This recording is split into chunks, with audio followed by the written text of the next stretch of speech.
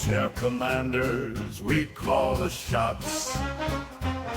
From our living room thrones where the action's hot.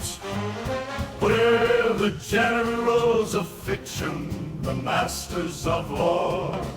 In silver screen battles with buttered popcorn. Armchair commanders, armchair commanders.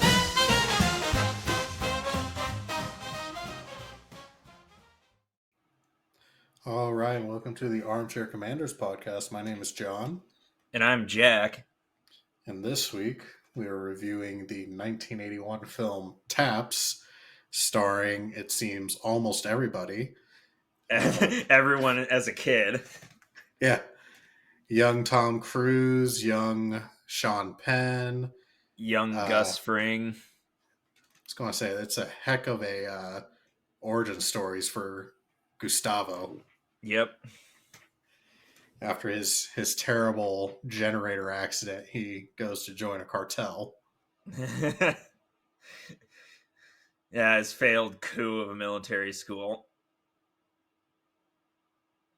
I gotta say, that scene was actually kind of terrifying.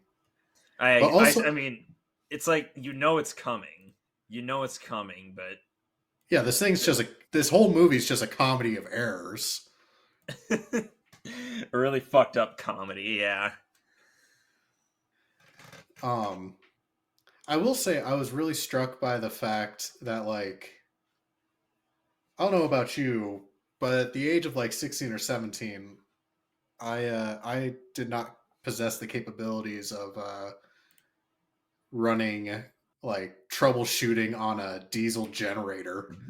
No, absolutely not. Let alone like an industrial sized one. I never went to military school. Shit, I have a rural background where you'd think I'd have a bit more technical knowledge, but no. I just do not. That's also what made I liked Sean Penn's line earlier to that scene where they're in their like giant like deuce and a half trucks and one of them breaks down. And he's like, pop the hood. He's like, you even know what you're looking at? He's like, I'll know when I get there. That's basically how I do all of my maintenance. Just, yes, engine is made of engine. So what did you think of this film? How, like, you texted me, how is this a PG movie? And I responded 80s because, well, it's the 80s. They had a different metric of scoring things, but you're right. This is really, really fucking pushing it for a PG movie, even by 80s standards. Oh yeah, we get like some graphic deaths. Oh yes. Nothing says like fun for the whole family like a 12-year-old getting shot in the chest. And I mean, we've all wanted to shoot Tom Cruise at least once or twice, but it's still pretty shocking when you see it happen, Right. That or seeing a teenager get lit on fire. Yeah, a young Gus Fring burning to death. Well, not to death, but goddamn near close. I wonder if anybody, like, at like Comic-Con and whatnot, I wonder if anybody's ever brought a photo of him from Taps to sign. Just him being carted away. It's like, I mentioned this on an earlier episode, but the last Comic-Con I went to, I got William Daniels to sign a photo of him playing John Adams from 1776. And he's like, I haven't had somebody bring me a photo of this in like 5 years. You know what? That's going to be my goal. Next time I go to a Comic-Con and he like is listed as going to be there, I'm going to bring him a Taps poster to sign. There you go. How often does that even happen? Like, probably him going to a Comic-Con or him, like someone asking to sign a Taps. Is it like autograph his work from Taps? Probably never. I don't even know if you can find a Taps poster. Which brings me to our next question: Who do you know anyone where this is their favorite movie? This is in my top 10. Really? It is. We should do a top 10 episode where like we can do an episode where you do like you list your top 10 and I can list mine in a different one. Oh man, that's too much pressure. No, I saw this film for the first time when I was very young. I want to say like 6 or 7 because it's a PG rated film. Of course, of course. I don't know. I really latched onto it as a military brat. Um, I think there's a lot of I I think the arc or the like moral purpose of this story is a really good one, or like as far as like a anti-war film goes, like it's a bit on the nose obviously, but I still think there's a lot to take away from it. Because my dad, he was active duty Air Force, and I grew up on a military base, and a very large military base at that, right when 9/11 happened, when the invasion of Iraq happened. So I mean, we're talking like peak America fuck yeah patriotism, living on a military base. Like everybody's got a support our troops sticker on their car, everybody's got a flag in their front yard. um Very much mimics how this film opens up. And over the course of the film, we see our main characters go through a steep progression of that, like America fuck yeah, like everything is based around like honor and all that stuff. And we set the precedent that like there's nothing more noble than service and like dying for your country and stuff like that. And like I don't want to give the impression that I'm on the opposite of the spectrum of that now, but like obviously like war and sacrifice and honor and all that stuff are really nuanced topics. And I loved seeing that progression of seeing seeing our main character go from that like uber one side of the spectrum doing a full swing to the other through the course of the movie. And it was a very good like self-reflective film as somebody who, not in the same circumstances, obviously I've never been a part of a coup, That I'm legally allowed to mention. but as somebody who grew up in that super militaristic flag waving type of environment, and then you know basically growing up and understanding that like there's many different aspects and like nuanced conversations to have around these topics. And the fact that this does it in 2 hours, I say kudos to the film. So did this dissuade you from staging a coup at your military base? Sure, why not? It's on to you, man. What did you think of the character arc of Major Moreland? This was pretty much like this was literally Lord of the Flies with discipline and guns. Like it had the dickhead second in command that was basically a general. In the book, it was Jack. In the movie, it was Tom Cruise. It had the innocent little kid that just wanted to go home and ended up dying, Piggy. It had like the titular Lord of the Flies, in this case, the general that they idolized to a fault.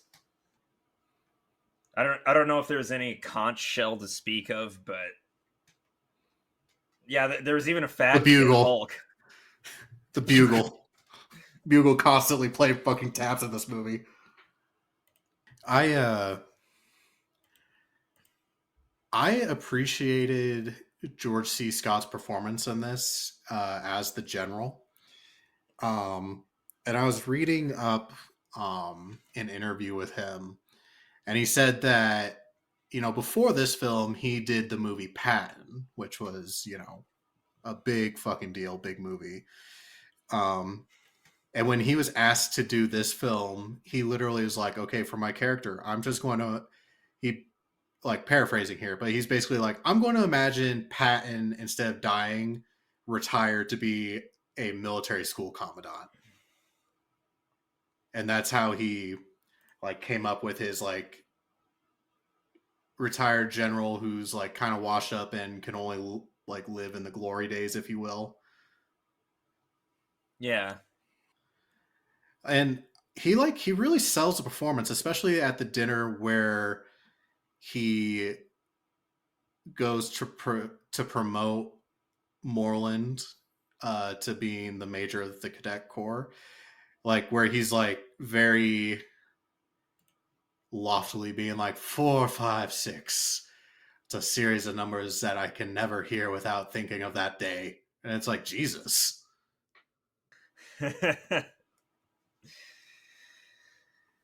Yeah, man. Do you need help or? Probably.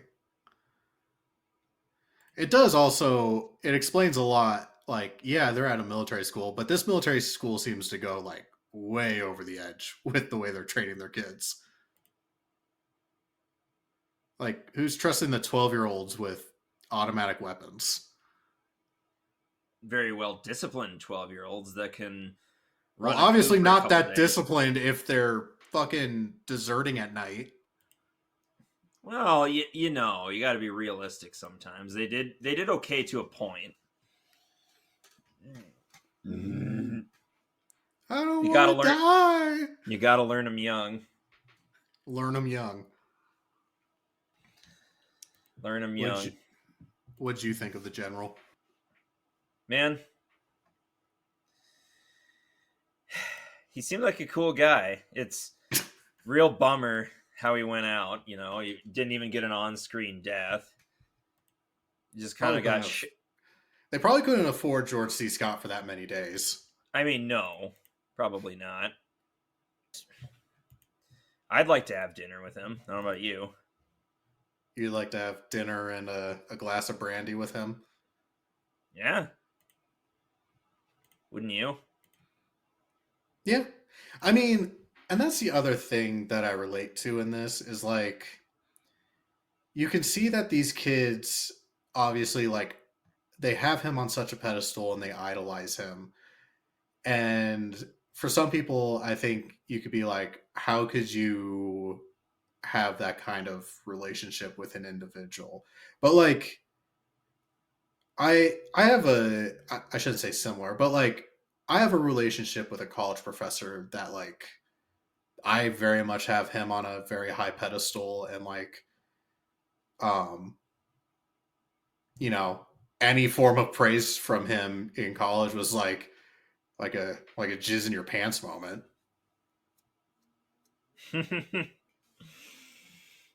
Man, remember that time where they arrested Mike Roach and we held the entire Crim J department hostage for a couple days and it resulted in you and me getting killed? Yeah, I do. Good times. Good times. It's weird that they kept military grade equipment on the criminal justice grounds, considering we never even got to see them. Much less train with them, but yes. And at a liberal arts school, nonetheless. Yeah, it wasn't even our main thing, criminal justice. They just sort of had this shit.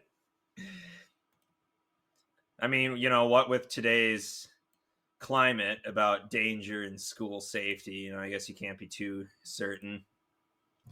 Honestly, at first, when they're like, "We're shutting down the school," I was like, "Why?" Like, they didn't give any indications why there's a reason to do this other than oh, we're going to sell it to make condos. And it's like, okay, this seems like some tax shenanigans going on. Like, the board of trustees have decided to shut down a school and sell it. So who gets the money from that sale? Real estate? I don't fucking know, man. I don't know how this shit works, but I don't know. There's an aspect to that. Like, I bet there's some things I wish they would explain a little better. Just like, oh, this is a very obvious like fraud thing going on. But um, after we see how these kids react to hearing their school's going to get shut down, I'm not fucking surprised that they decided to shut the place down. it's radicalizing kids. It's too dangerous. Yeah, no wonder they wanted to shut the school down. You have fucking homegrown terrorists. I mean, they weren't terrorists until they were being shut down, but yeah, I guess yeah. They shot up a town. I mean, they didn't kill many people, just like one local shithead, and didn't look like he was going to be missed. What about the kids that all died as a result of this little shenanigan? I mean, yeah, it's real tragic that kids died, but hey, shit happens. I bet they still closed down the school too. So it was all for nothing. I also, going back to the killing of a non-entity, I agree with you. I feel like that person was not going to have any kind of bearing in society, but general heckler in a B movie, okay, you're going real far, guy. Yeah, he really signed his own death warrant, didn't he? I was that kind of go into the whole wishing they would expound upon things. The movie shot that scene in such a way that the movie goes to great pains to show that, like, yeah, it was one of the townies who pulls the gun out of the general's holster, and like he's trying to retain control of it, and then the townie's the one that pulls the trigger and kills his friend. But then that never comes up again. Like, there's no like none of the kids are going with the like, oh, it was actually them, I saw it happen. Like, they're not angry and enraged because like they don't know the truth. It's just it was an accident. Like you say, they started this shit, they tried to disarm it. Like, there was a legitimate argument for them to have here, and they didn't go with it.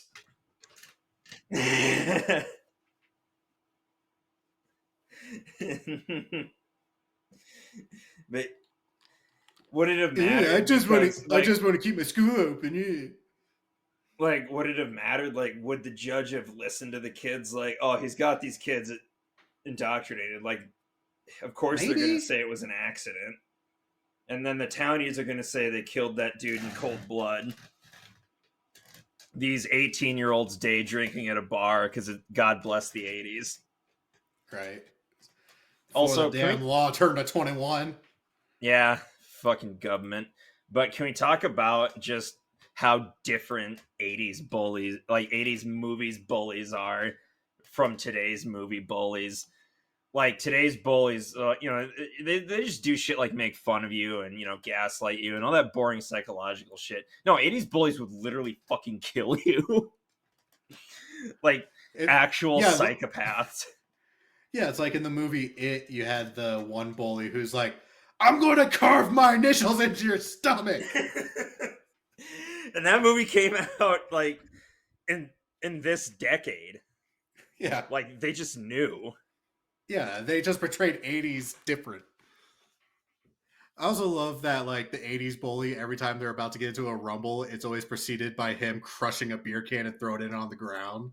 Yeah, so you know it's serious. You can tell he's a bad egg. I'm a bad man. I don't know. I found it interesting that they were able to have multiple antagonists in this film and it was still coherent. You know what I mean? Because first it's the townies, and then like there was a tier level of bullies, air quotes, that these kids were dealing with. Because first it was the townies, and then it's Major Moreland's dad, and then it's the National Guard colonel. Um, and basically, it's all telling them the same thing, which is you guys are fucking stupid and brainwashed. Like, Keep our school open. um, I I really wish they would have explored the relationship between Moreland and his dad more. Land. But I mean, what else do you need? There's that scene of him saying he's proud of his son, and then to stop this nonsense, and then come home, and then he slapped his son. And then he talks about how his dad allowed him to cry for 15 minutes when his mom died, and then to knock that shit off. I honestly, Timothy Hutton, who plays Major Moreland, I think the two best pieces of acting he has in this film, and I think they're genuinely great scenes, is one, that first scene where that you mentioned where he's talking about his dad and he's like, my dad told me, my mom's dead and I have 15 minutes to cry. So I did exactly as I was told. And then the next day I showed up to military school. Um, I thought that was such a strong, and it was, he delivered it so, it was delivered so flat. Like it was a matter of fact thing. Like it was just something he was saying occurred, but even though it was delivered flat, you could tell like there's a lot of deep seated trauma to it, despite the fact that there's like his choice to deliver those lines without like a quiver in his voice or like just keeping it monotone, I think really made the scene kind of a next level thing because it's like somehow you're getting so much emotion out of an emotionless statement. Yeah. But then you also like going more towards the end of the scene to the movie where he's giving his monologue after, Charlie dies. That was his name, right? I think. Child number one. Yeah, Charlie. Um where I don't know why, but I'm always impressed by like legitimate tears.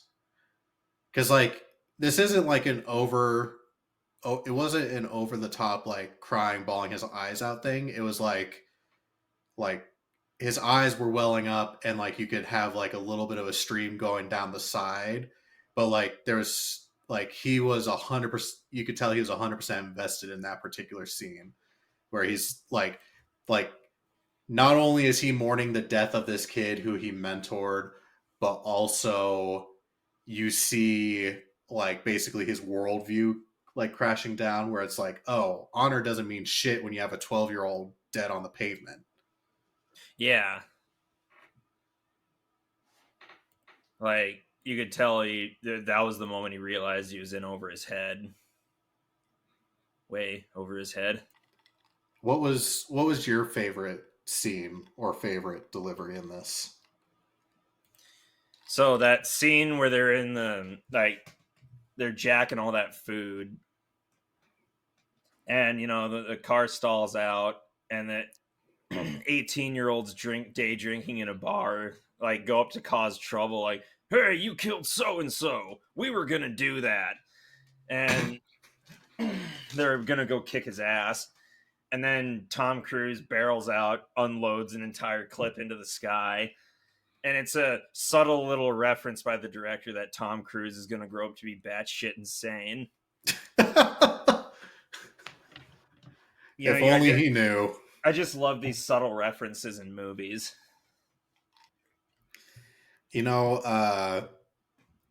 Interesting fact about Tom Cruise. So this better be very interesting. I'm sorry. I mean, it just confirms his, dislikability. So he originally wasn't going to be casted in a main role. He was just supposed to be like cadet number 4 or whatever. Um, but the directors just liked how he carried himself during the like initial. Basically, what they did was this was shot at a real military academy, um, and they held like a mini boot camp before the filming started, so that all the actors could get into the mindset. Um, and basically, the way he carried himself, they're like, you know what, let's make you a primary character.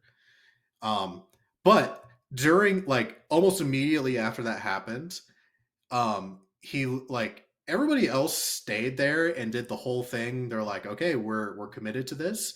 He did that for like a couple of days and he's like, fuck this, and then went and stayed at a hotel like down the road from the military school and just showed up to work every day. So even at the age of like 16 or 17, he was a douchebag.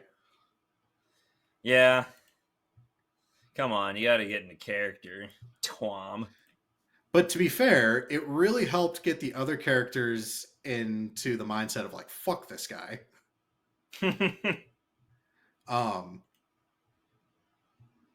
What was I going to say? Especially like, I really like Sean Penn's character. Oh yeah, that little goblin.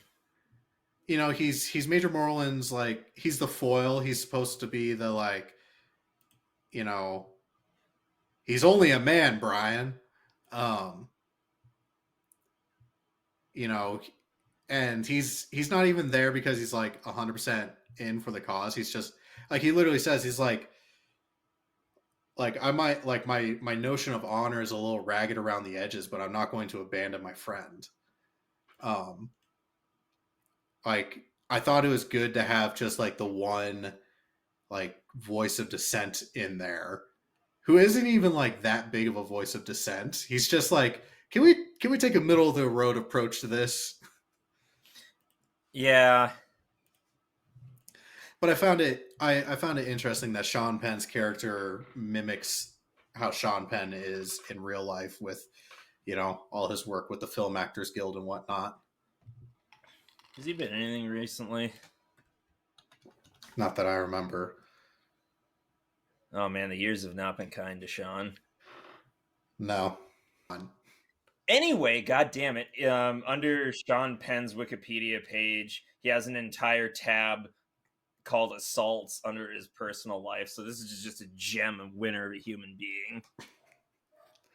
Hey, you'd be traumatized too if you were in a military coup that led to your best friend's death. Yeah. What would their sentences be? I mean, they are minors, right? Oh yeah, but like they done fucked up like so they start off with trespassing, which I think we could get away with. We'll probably like wave that away just as these kids were emotional and whatnot. But everything went out the window the second that Tom Cruise shot up the fucking town. And Sean Penn reacted the right way in that situation, which is he shot up the town and rammed the sheriff. He's out of his mind. Foreshadowing once again to Tom Cruise's illustrious adulthood. Right. So they were fucked from that point. But then you also have like the numerous counts of like menacing, which is every time they point a gun at somebody. And then like, oh my God, I didn't even think about it from this perspective, but like they legitimately stole automatic firearms. Yeah, ATF, and explosives. ATF don't fuck around with that. So even if they were successful in keeping their school open, they were fucked. And they held an officer of the law at gunpoint with automatic weapons. Yeah. So they're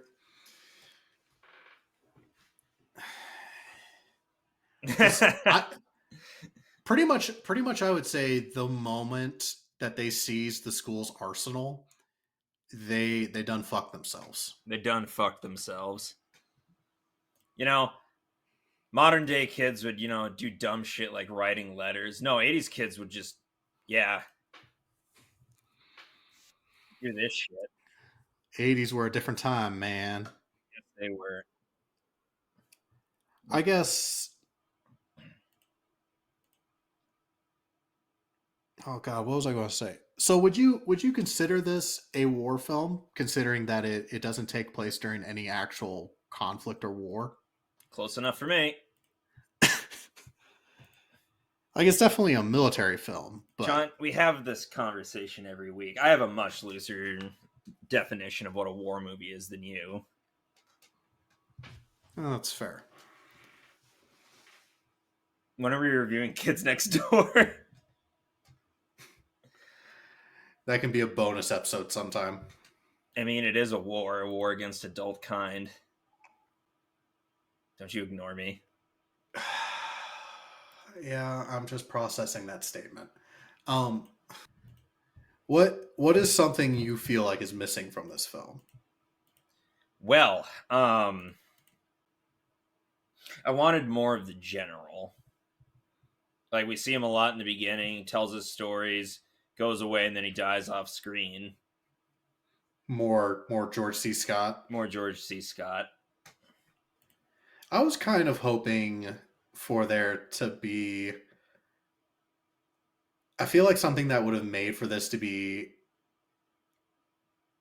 more interesting of a film is like imagine if when the sheriffs showed up, like all the cops, they showed up and they took a very hard stance right off the bat of like, you have 60 seconds to give up.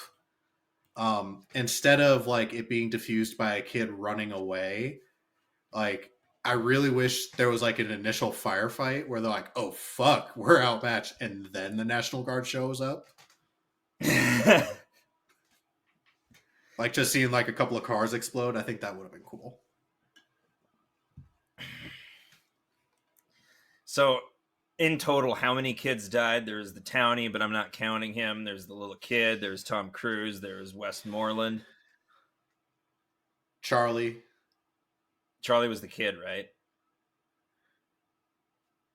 But yeah. So Wait, then Gus Fring was horrifically burned. I don't think he died though.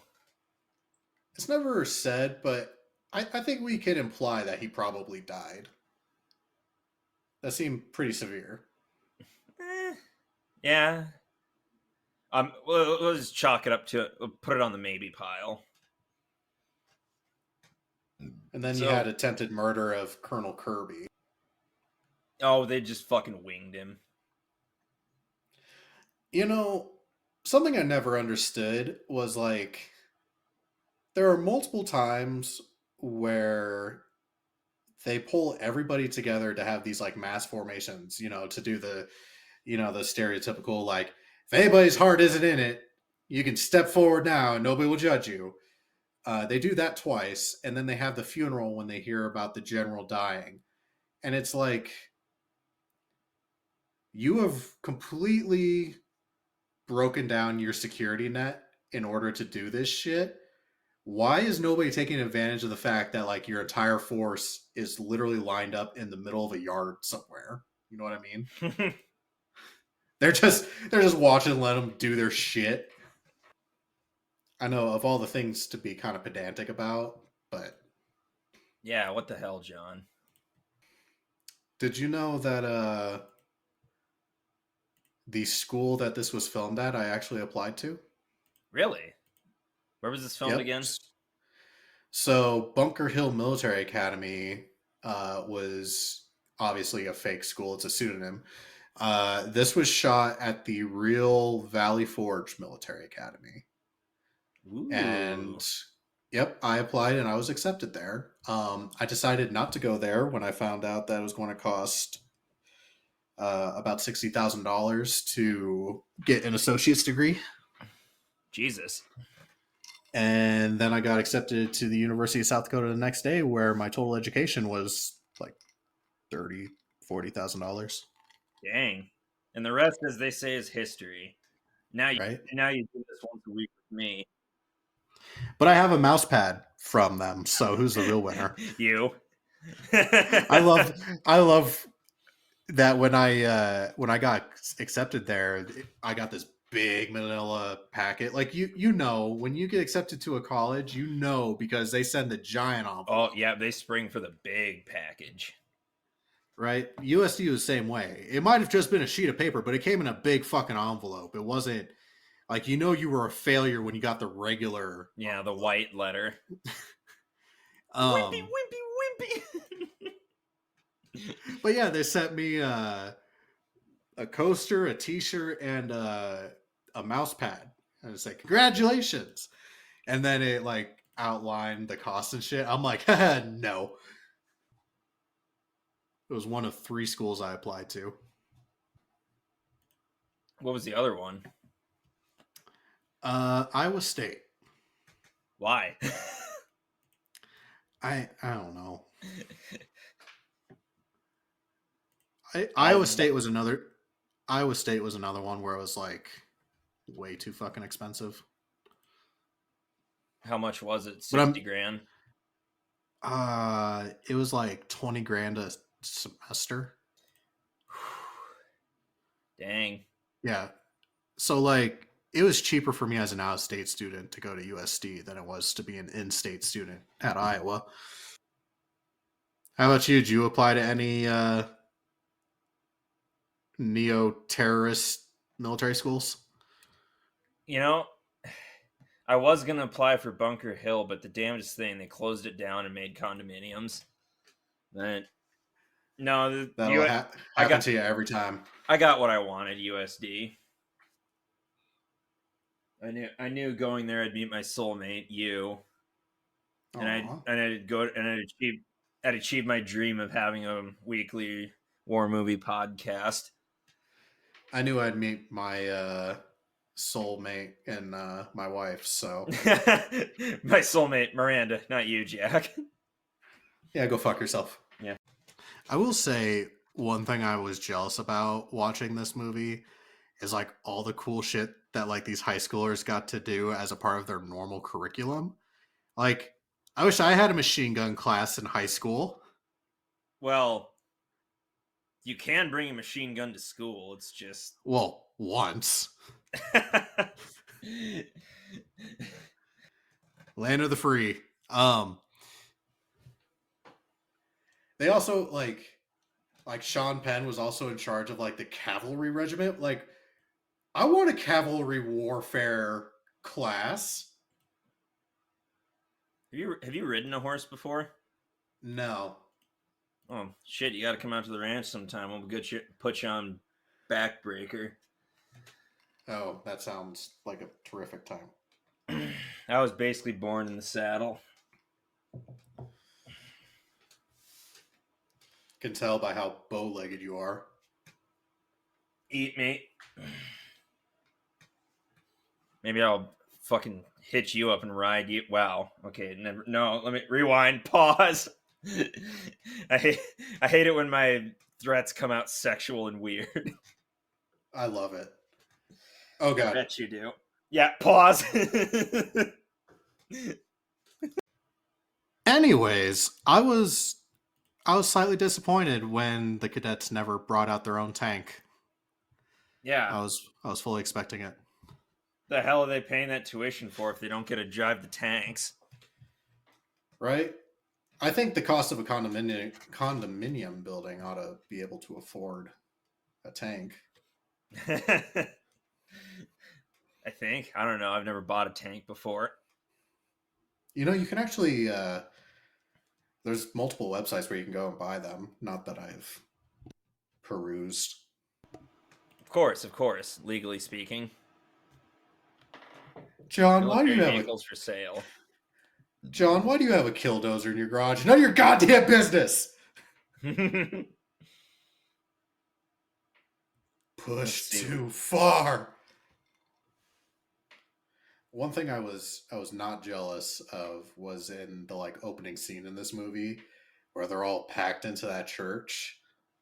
I got sweaty watching that. Could you imagine 1980s poorly ventilated church with like 200 dudes in wool uniforms? That seemed fucking miserable.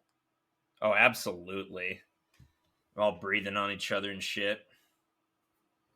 And they're like in there like shoulder to shoulder sardines. Man, What has your research brought up? I'm just reading about the Chieftain tank. Prices POA. What does that mean? Price on Arrival? Maybe. Something like that. xarmyvehicles.com. I'm on tanks a lot. Tracked vehicles. Let's see. Oh, this Damn is it! in the UK. The hell is... Well, I mean, obviously you're going to have to pay for it to be shipped. Let's see. T72. No price. Huh. I mean, if you gotta ask the price, you can't afford it, right? I mean, to an extent. Yeah, I always hated that saying, but like just because you have the money for it, like maybe you want to go for the budget, you know? Let's see. Where's the price? Well, if you gotta ask. Shut up.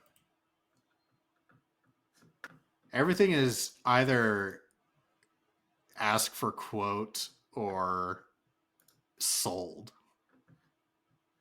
Man, ain't capitalism great? Oh man, this website looks like it's going to give my computer AIDS. Probably already did.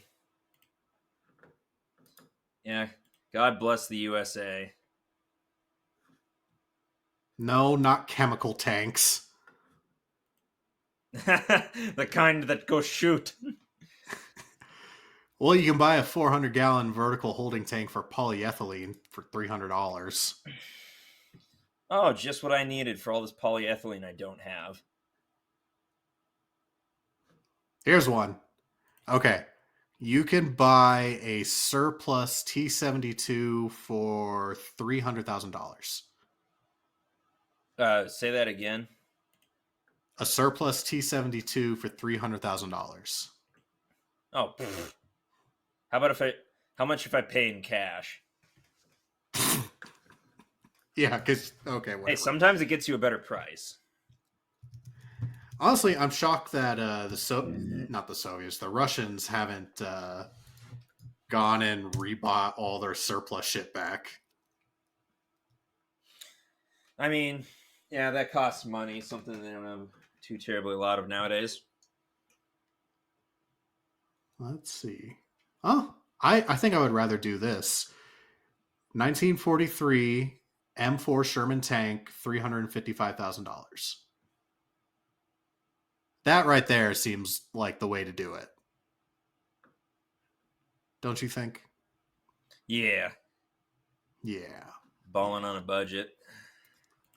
I mean, if you're going to spend that kind of money, you might as well get something that looks cool. Yeah. Instead of a Soviet piece of crap. Find a sassy new way to say I have money, fuck you. Anyways, what are you drinking tonight? I'm glad you asked. I was given some beer as a thank you this weekend for helping out my brother and his girlfriend, and she bought me Raspberry Kickball Raspberry Sour Ale from Remedy Brewing in Sioux Falls. I'd give it a not bad out of 10. A not bad out of 10? I'm not good at rating things. Oh, fair enough. I have returned to the land of drink. We missed you.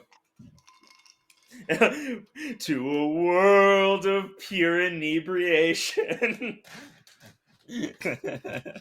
Come with me and you'll be in a world of pure inebriation.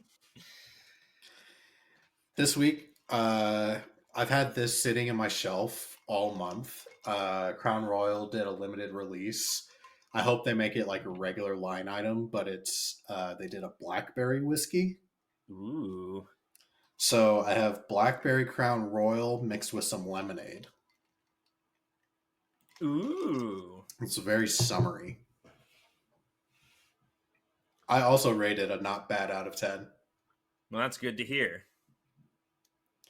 But speaking of ratings, I think it's about time we rate this film. And I'm open to suggestions. I have an idea, but I want to hear what you have first. No, you sound adamant. You first. This is going to sound very specific, but one scene that I liked where we first kind of see the relationship between Charlie and Major Moreland is when he walks into their room as they're all secretly watching a TV that they shouldn't have, and it's hidden in a footlocker.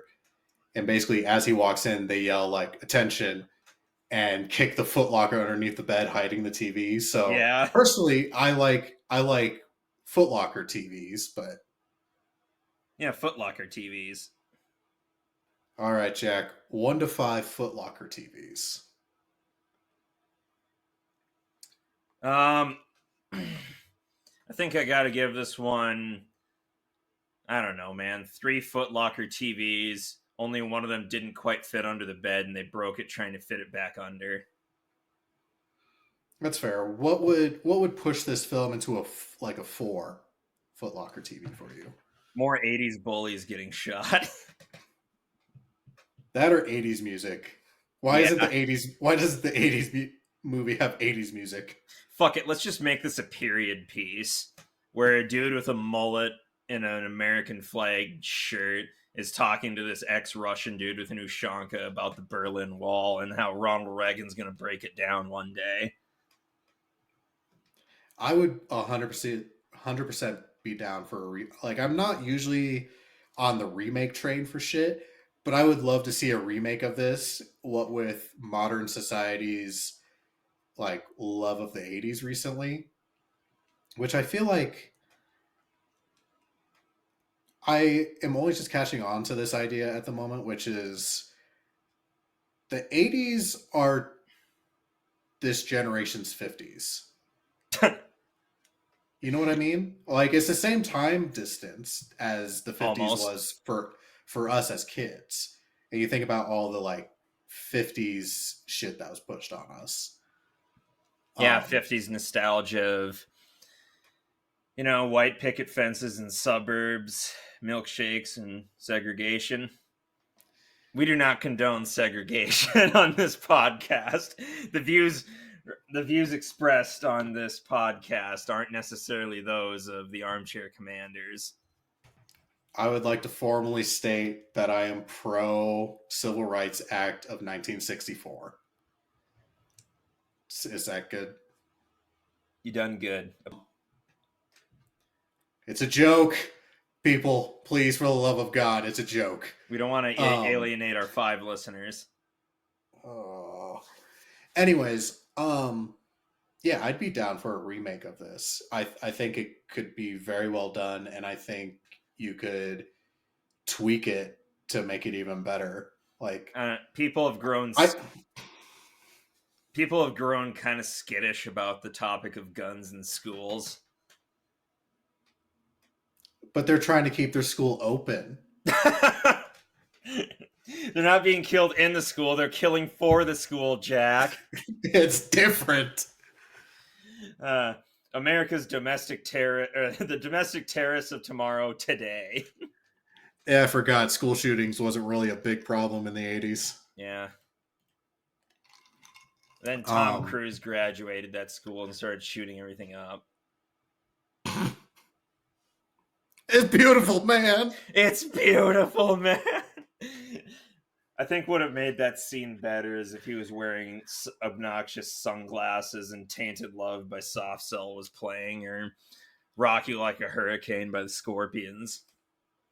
Sometimes feel I've got to dun, get away. Get away. I've got to get away.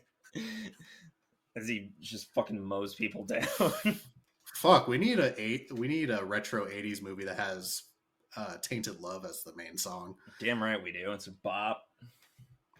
So I'm going to agree with you. I think this is a 3 Foot Locker TV film. I'm giving it full 3 though. It's an interesting concept. I think there is great dialogue in it. I also think it's slow at times. It's hard to place it, but I feel like there's just something missing. And if they could find that, I think this could be a 4 or 5 TV film. But as it sits, it's a 3. Yeah. Like I said, it's still like a top. It's in my personal top 10 war film movies list. But like I acknowledge the fact that there are things that could be done better with it. Let's see what Rotten Tomatoes has to say about it. Taps 68% on the thermometer, 67% on the audience score. Yeah, okay, whatever. I mean, more or less in the ballpark of what we gave it. Yeah, sure. It seems like everybody's pretty much on this page. Yeah. So that was Taps. Next week, well, this week we promised you guys a double feature of this and Band of Brothers. Next week, you get another double feature because Jack, you want the next set of episodes of Masters of the Air. So we're going to do that as a bonus reel. We also have a guest next week. The guys from Little Wars TV will be joining us to review, if I remember correctly, Battleground. So 2 weeks of double features. All right. Let's go, Armchair Commanders. Woo! If you like this show, please leave a review. The stars do matter. If you want additional content from us, you can find us on Instagram, Facebook, Discord, and YouTube under Armchair Commanders Podcast. Jack, do you have anything else? I donut. All right. Well, until next week, I've been John. And I'm Jack. And we will catch you all later. Bye.